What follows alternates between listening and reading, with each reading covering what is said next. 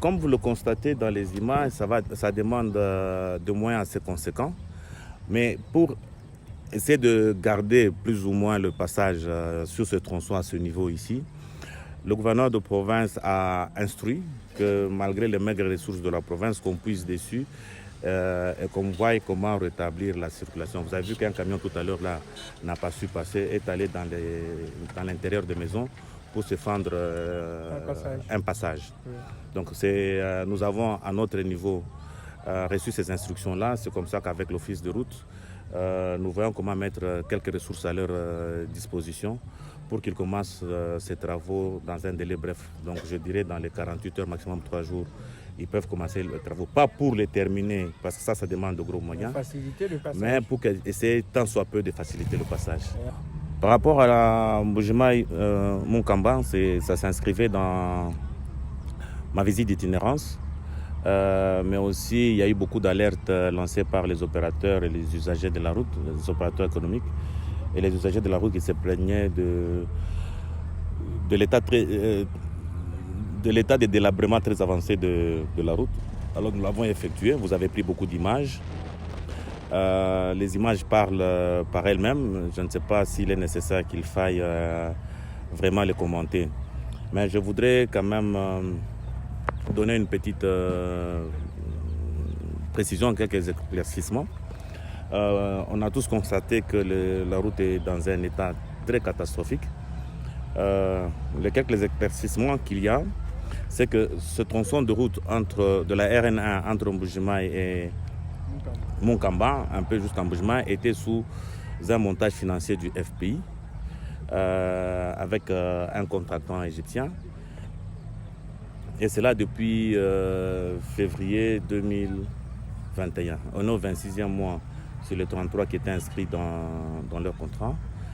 Malgré différentes réunions pour que ça s'accélère un peu, on a constaté qu'il y a eu beaucoup de difficultés là-dessus. C'est comme ça que son Excellence, Monsieur le Gouverneur, Patrick Mathias Kabert-Mathiabidji, a dû faire le plaidoyer pour que le FONER prenne en charge l'entretien de la route pour garder un niveau de praticabilité acceptable. Et cela a été fait. C'est comme ça que l'Office de route a bénéficié du PER 2022 pour maintenir plus ou moins la route dans un état praticable. Donc voilà à peu près. L'Office de route a reçu une enveloppe, c'est vrai, et sur les tronçons seulement de Kabiakamanga au lac Munkamba. Et ils ont commencé, mais on a constaté tous que c'était très timide. Très timide comme démarrage de travaux. Les équipements qui sont déployés ne sont pas en quantité suffisante pour essayer de rétablir la circulation sur la route. Nous avons demandé à l'Office de route d'accélérer pour pouvoir soulager la population.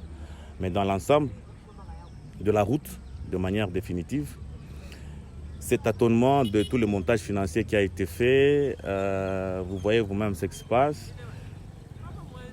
Cela a intéressé au plus haut niveau le chef de l'État, son Excellence Félix Tshisekedi Tshilombo, garant de la nation, qui a pris ses responsabilités en délocalisant le contractant et le remplacer par ceux qui sont capables de prendre en charge cette route et soulager la population. C'est ainsi qu'il a ordonné qu'une partie de la route sera faite par la Banque africaine, le financement de la Banque africaine de développement à partir de Kabiakamanga jusqu'à Kanang comme solution définitive. Et cette première partie, c'est avec un partenariat public-privé que le MINETA va conclure avec un partenaire qui a des ressources suffisantes pour entamer les travaux immédiatement. Il y aura un partenaire dans un partenariat public-privé qui aura des ressources nécessaires pour démarrer les travaux sans délai. Il s'agit de la nationale numéro 1. Dans son tronçon Mbujimayi-Kananga, c'est la responsabilité du pouvoir central. C'est la responsabilité du pouvoir central. Alors nous demandons au ministre d'État des infrastructures et travaux publics, qui a reçu les instructions du chef de l'État, de mettre en place les solutions qui ont été proposées, qui ont été instruites par le chef de l'État pour accélérer les options qui ont été levées de manière formelle par le chef lui-même. Donc c'est à eux. Normalement, même ce travaux,